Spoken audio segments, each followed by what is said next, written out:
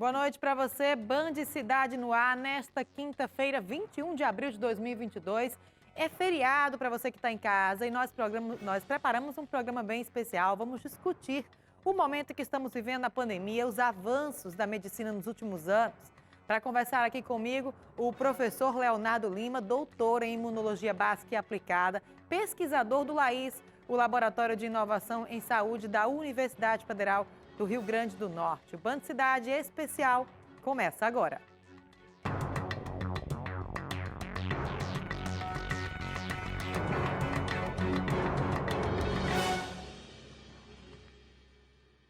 Foram 2 anos de muitas restrições, muitas novidades também, principalmente na área de saúde, vivendo a pandemia da Covid-19. E a principal pergunta que fica para quem está em casa agora é: que novo momento é esse que estamos vivendo? Voltamos ao normal? Já tem carnaval na rua nesta quinta-feira? Será que tudo volta a ser como era antes? Para discutir um pouco mais sobre isso, a gente recebe aqui no Band Cidade o professor Leonardo Lima. Professor, muito obrigada pela sua presença aqui no Band Cidade. Seja bem-vindo. Olá, muito obrigado, boa noite mais uma vez, muito obrigado pelo convite, é um prazer enorme sempre estar falando com os telespectadores do Band Cidade. A gente vinha falando aqui sobre a pandemia da Covid-19 num contexto de que são 2 anos de muitas mudanças, né, professor? As pessoas tiveram primeiro que se trancar em casa, aprender a trabalhar remoto, depois vieram os desafios do tratamento dessa doença, a vacina. Eu vou começar pelo final, porque no jornalismo a gente gosta do que está mais próximo, do que está mais quente. Que momento é esse, professor, que a gente está vivendo hoje da pandemia, à luz do que a ciência já sabe e desse novo normal que as pessoas sentem na rua? Que momento é esse? Bom, o momento que a gente está vivendo agora é exatamente o reflexo da massiva campanha de vacinação que a gente fez ao longo do ano passado e no começo desse ano. A gente, nesse período de 2 anos, enfrentou um conjunto de variantes do coronavírus e conseguiu, de alguma forma, suplantá-las, a princípio, com as medidas de isolamento social, com o uso de máscaras, com a higienização das mãos. À época, eram as medidas mais efetivas que a gente tinha para evitar a disseminação, mas agora a gente tem um importante aliado que é a vacinação.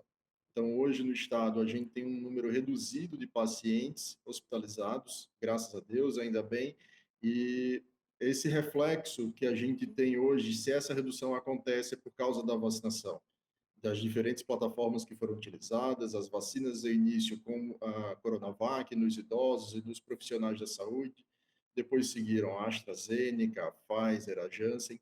Todas as vacinas tiveram um papel fundamental no controle da epidemia aqui no nosso estado. E se a gente tem hoje números tão favoráveis à retomada das nossas atividades, à retomada das aulas, à retomada dos trabalhos presencial, no formato presencial, em função da vacinação. Milhares de vidas foram salvas, sem dúvida nenhuma, desde o ano passado até agora, a partir do momento em que a gente começou a vacinar massivamente a nossa população. Professor, a gente fala muito da vacinação, claro, foi a grande virada nessa história toda, a gente pode dizer, um capítulo marcante, assim, se a gente for olhar para trás nos 2 anos de pandemia, mas houveram muitos passos aí no meio do caminho, o isolamento social, o uso da máscara, passos que inclusive chegaram a ser questionados por políticos, pessoas que tinham ali um poder de convencimento. Olhando para trás, professor, foram passos importantes naquele momento, por exemplo, a gente se trancar nos primeiros meses em casa, teve o efeito que era esperado? Foi significativo? A gente pode dizer, lembrando até dos números mais drásticos que o jornalismo, inclusive, trouxe, se não tivesse feito aquelas primeiras medidas, a gente poderia ter tido um cenário pior? Sem dúvida. As medidas que foram adotadas no começo da pandemia, quando a gente não sabia absolutamente nada do vírus, as formas de transmissão, que tipo de vírus era que estava sendo transmitido, se ele tinha algum precedente anterior, as primeiras análises do material genético que a gente obteve de outros países. Eu lembro das primeiras reportagens que a gente teve, por exemplo, mostrando os casos fatais na Itália, que chocou muito o Brasil todo, os casos na França, depois dos Estados Unidos e, por fim, os casos que começaram a surgir também aqui no Brasil. A gente teve um aprendizado muito grande ao longo desse período e, sem dúvida, as máscaras, a higienização das mãos frequente com água e sabão, com álcool em gel. Eu acredito que são hábitos que devem persistir ao longo dos próximos anos, porque além de evitar o coronavírus, por exemplo, a lavagem frequente das mãos evita uma série de outras doenças, inclusive, por exemplo, diarreias, doenças que causam vômito, e que esse hábito, essa medida sanitária, ela pode ter um reflexo bastante positivo na nossa população. Mas, em especial, o distanciamento social naquele momento e o uso de máscaras teve um papel fundamental. A gente não tinha qualquer outra ferramenta eficaz para combater a disseminação da infecção naquele momento. Então, a gente lutou com o melhor que a gente tinha a cada época. E naquela época, se a gente não tivesse feito o distanciamento social, se a gente não tivesse ah, iniciado o processo de trabalho remoto, certamente a gente teria um número muito maior de vítimas no Brasil. Infelizmente, a gente tem mais de 660 mil mortes em 2 anos, é um número estratosférico, considerando a nossa população. Esse número certamente poderia ser bem menor se a gente tivesse seguido mais adequadamente essas medidas no começo, e, em especial, tivesse aderido à vacinação logo no início da campanha de imunização no mundo inteiro. Certamente a gente teria números menores de óbitos aqui no Brasil. Certamente todos os nossos telespectadores agora conhecem pelo menos uma ou duas pessoas na própria família ou amigos que precisaram ficar internados ou que eventualmente faleceram em função da Covid. Então, se a gente tivesse feito, analisando agora mais friamente toda a nossa trajetória ao longo desses 2 anos, se a gente tivesse mudado algumas atitudes, certamente esse número seria muito menor. É verdade, né? A gente, inclusive, aqui no Grupo Bandeirantes de Comunicação, perdemos um funcionário próximo, como o senhor falou, com certeza todo mundo que está em casa se lembra de histórias tocantes. Mas para quem trabalha na área da ciência, professor, principalmente voltado à área do senhor, que é imunologista, qual foi o grande desafio quando se viu diante desse vírus, um vírus tão letal, que se espalhava de forma tão rápida, né? Foi algo diferente? A gente sabia, a população em comum ali tinha conhecimento que havia algo de diferente com esse vírus. Uhum. O que é que tinha de tão diferente? O que é que tem ainda, né, considerando que a gente ainda está vivendo a pandemia? Em função da letalidade, felizmente, esse não é nem dos mais letais. Existem outros vírus muito piores nesse aspecto, por exemplo, quando a gente pensa no ebola, que consegue ser transmitido muito mais facilmente e tem uma letalidade ainda maior. E que, infelizmente, a gente não tem uma vacina satisfatória. Então, são pontos de alerta também que a gente tem que pensar no futuro. Mas pensando especificamente no coronavírus, no SARS-CoV-2, a gente já tinha, eu posso chamar de vírus semelhantes, de vírus primos na história, como o SARS-CoV-1 e o MERS também, que já haviam circulado no mundo há poucos anos atrás. Isso facilitou bastante, a partir dos primeiros passos de sequenciamento genético, entender o genoma viral e compreender qual era a principal rota de transmissão do vírus, por exemplo, entender que o vírus se transmitia basicamente por partículas, por aerosol. O vírus não era transmitido, por exemplo, por um aperto de mão com duas pessoas com máscara, dificilmente esse vírus seria transmitido. A gente sabe hoje a dificuldade, por exemplo, dessa transmissão ocorrer a partir das embalagens plásticas do supermercado. Eu lembro que no começo a gente tinha esse hábito também de, quando chegava com as compras do supermercado, higienizar todas as embalagens. Esse é um hábito saudável, é um hábito que tem uma relevância, mas que, considerando a transmissão do coronavírus em si, ele tem uma baixa eficiência comparado, por exemplo, à vacinação e ao uso de máscaras.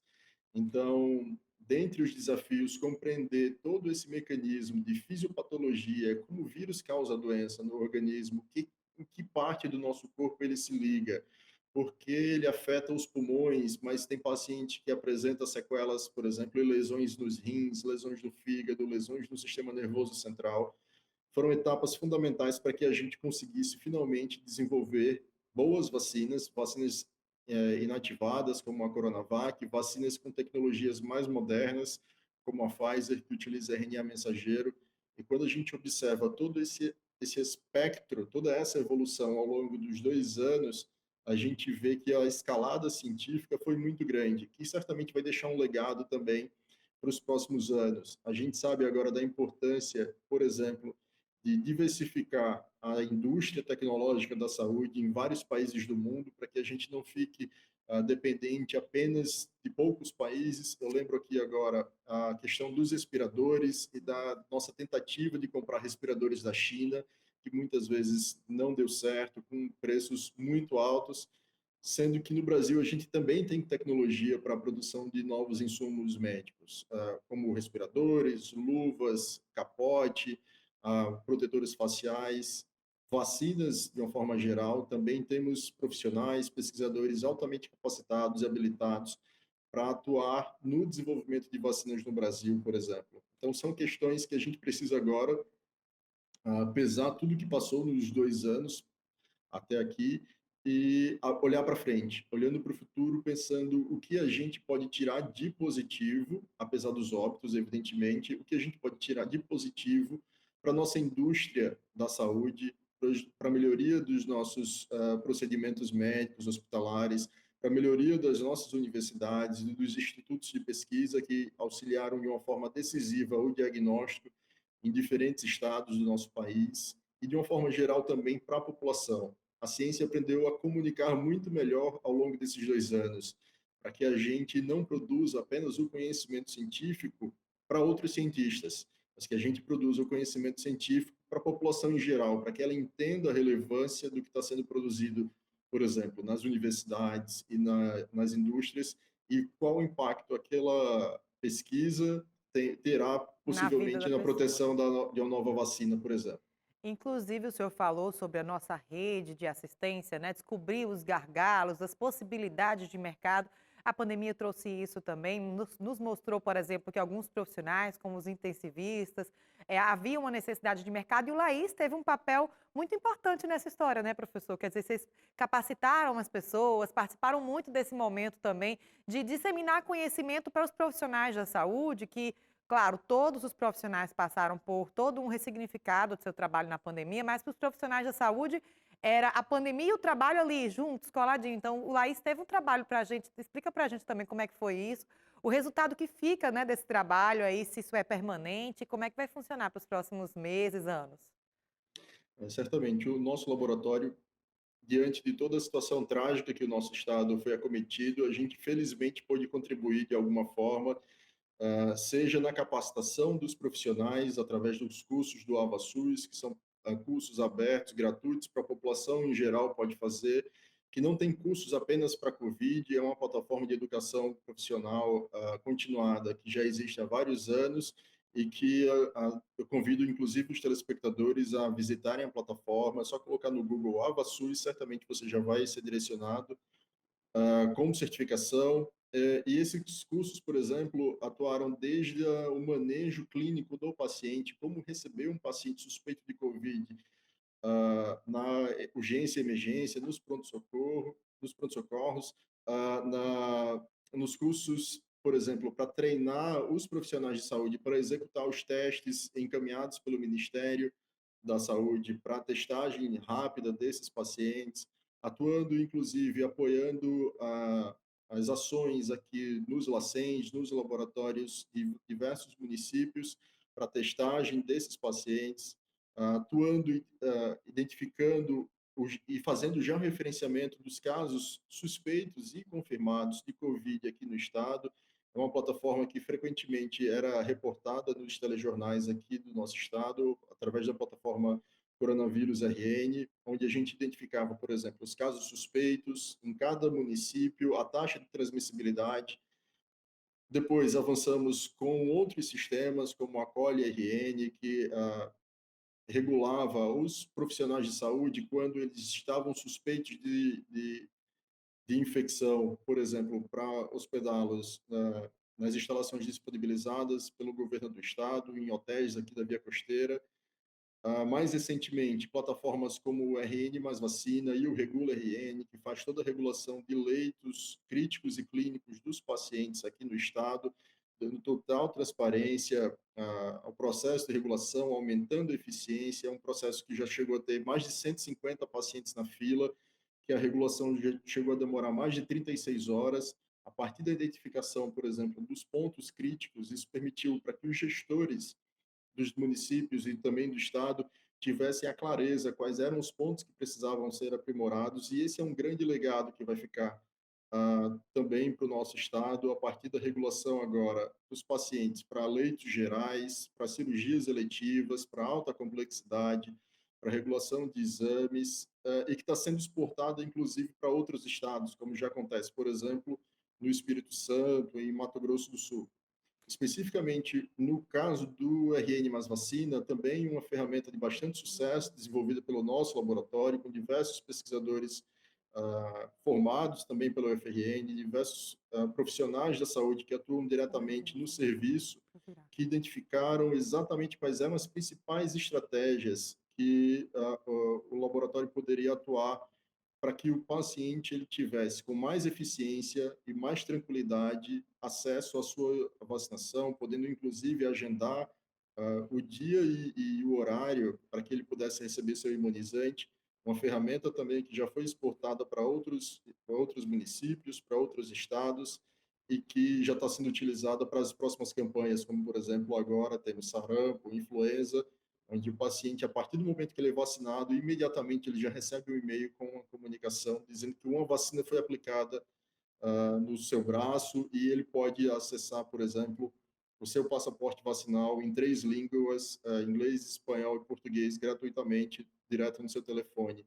Então, são ferramentas que o LAIS, o nosso laboratório, pode contribuir uh, com essas ferramentas para o enfrentamento da pandemia, e que, de alguma forma, ajudou a que a gente tivesse uma redução do número de novos casos e também de óbitos. Perfeito. Inclusive, ferramentas que o nosso telespectador, que acompanha os jornais da casa, com certeza viu muitas vezes, a gente trazendo um gráfico, uma tabela, mostrando ali a fila em tempo real, tudo isso promovido pelo Laís. A gente está se encaminhando para o final desse primeiro bloco, professor, mas eu tenho uma pergunta que eu acho que envolve muito também um pouco desse legado que está acontecendo ainda na pandemia, que são as sequelas dessa doença, né? Há muitas pessoas enfrentando aí algumas consequências um pouco mais severas, outras mais leves, uma queda de cabelo. Em que pé a gente está hoje? O que é que a gente sabe, professor, sobre de fato sobre essas sequelas da Covid-19? Elas são realmente tão diversificadas assim? Por exemplo, a perda de olfato e paladar já Uhum. tem um parâmetro de quando ela volta? Ou há casos em que realmente a pessoa perde esses sentidos? São aspectos que a gente ainda continua estudando, né? A gente não tem a compreensão completa de todas as sequelas que a Covid pode causar, e porque alguns pacientes apresentam sequelas, como perda de olfato e paladar por mais tempo do que outros. Enquanto alguns pacientes não perdem olfato e paladar em momento nenhum da infecção, outros pacientes referem 6 meses, um ano ainda com algum tipo de deficiência em olfato, paladar, perda de memória, dificuldade ao caminhar, taquicardia, alterações renais, alterações hepáticas. Então, são aspectos que a gente ainda precisa compreender melhor, avaliar os casos aqui do nosso estado e comparar também com os casos que aconteceram em outras partes do Brasil e com outros pacientes ao redor do mundo, para entender quais são as sequelas, de uma forma geral, Aqui, né? possíveis ou as mais frequentes associadas à COVID, e de que forma a gente pode identificar precocemente aqueles pacientes que tendem a desenvolver sequelas mais graves. Então, são estudos que vão continuar, a exemplo do que aconteceu, por exemplo, durante a infecção pelo Zika vírus, onde a associação com a microcefalia aconteceu apenas alguns meses depois. Agora, a gente precisa também olhar um pouco, com um pouco mais de distância, e avaliar o que de fato pode estar acontecendo a médio e longo prazo após a Covid. Professor Leonardo Lima, a gente recebe o senhor aqui para uma entrevista especial no Band Cidade, e o senhor já tocou num assunto que eu quero entrar, sobre Zika vírus e outras viroses que voltaram aí a fazer parte da vida das pessoas, mas a gente vai guardar esse assunto para o próximo bloco. Vamos fazer um intervalo, o Band Cidade volta daqui a pouquinho.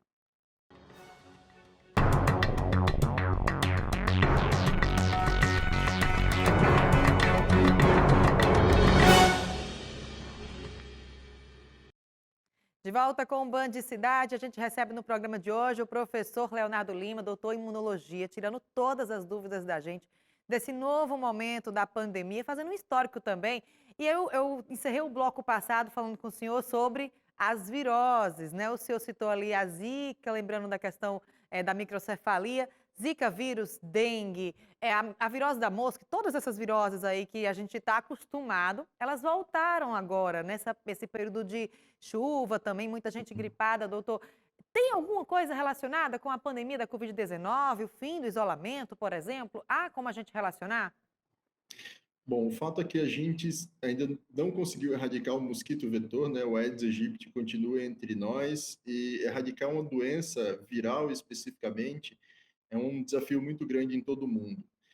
Quando a gente está falando, por exemplo, de dengue, que existem diferentes serotipos, 4 serotipos, Zika, chikungunya, febre amarela, mesmo a Covid, que não é transmitido evidentemente por mosquito, mas é uma virose recente também, a gente precisa ter colocar em perspectiva o quanto tempo esse vírus está circulando entre nós e o quanto o vírus também está adaptado ao nosso meio. De alguma forma era esperado sim esse recrudescimento, esse aumento do número de casos, por exemplo, de dengue, de zika e chikungunya, uma vez que as pessoas voltaram às suas atividades normais e com isso diminuiu aquela vigilância, por exemplo, com água parada, com os potenciais criadores do Aedes aegypti, uma vez que eu tenho um mosquito transmissor, fica muito mais fácil eu completar o ciclo, a cadeia de transmissão. Então, esses casos de dengue que a gente tem observado agora, com várias unidades de pronto atendimento públicas e privadas aqui no estado, com uma grande quantidade de pacientes, de alguma forma também já era esperado em função disso. E há também a questão endêmica, né? É um período de sazonalidade, um período pós-chuvas, então a gente esperava que, de fato, esse número de casos voltasse a crescer.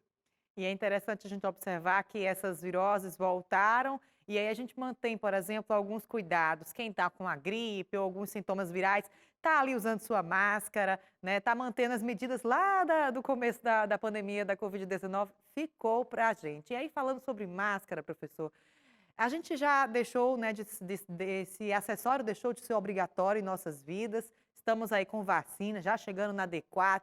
Mas a minha pergunta para a gente se encaminhar já para o final do programa é: dá de fato, professor, para relaxar esse momento da pandemia em que a gente dá até uma esquecidazinha que a gente viveu tanta coisa catastrófica? Esse momento chegou para as pessoas que estão em casa? Eu sou uma, eu estava falando aqui no intervalo, já dei já nem sinto mais falta da máscara. Tenho ali de socorro, mas estou bem tranquila. Posso ficar tranquila, professor? É importante, especificamente falando de Covid, quando você tem as 3 ou a quarta dose para os pacientes que já são indicados aplicadas, a taxa de transmissibilidade entre indivíduos ela é muito menor. Ela pode ocorrer ainda, mas a tendência é que essa transmissibilidade seja muito reduzida e quando acometer um novo paciente, a tendência é que esses casos sejam muito mais leves, mas que de fato acho que vale o bom senso. Se alguns pacientes, algumas pessoas ainda se sentem confortáveis utilizando máscara, seja em ambientes abertos ou fechados, o uso agora ele deixou de ser obrigatório. Então, todo mundo que quiser continuar usando, pode continuar usando, especialmente em ambientes fechados, por exemplo, onde tem pouca renovação do ar. Mas, a partir do momento, de novo, em que os pacientes eles apresentam uma vacinação que a nossa sociedade já apresenta, por exemplo, mais de 70% da população com pelo menos 2 doses, é muito mais seguro hoje a gente discutir a flexibilização do uso de máscaras do que era no passado. Outros estados já fizeram isso, São Paulo, Rio de Janeiro, não aconteceu um número de novos casos, não teve um aumento significativo, e o que a gente olha aqui é que esse processo ele, de retomada também, até do costume mesmo de utilizar máscara, ele é gradual.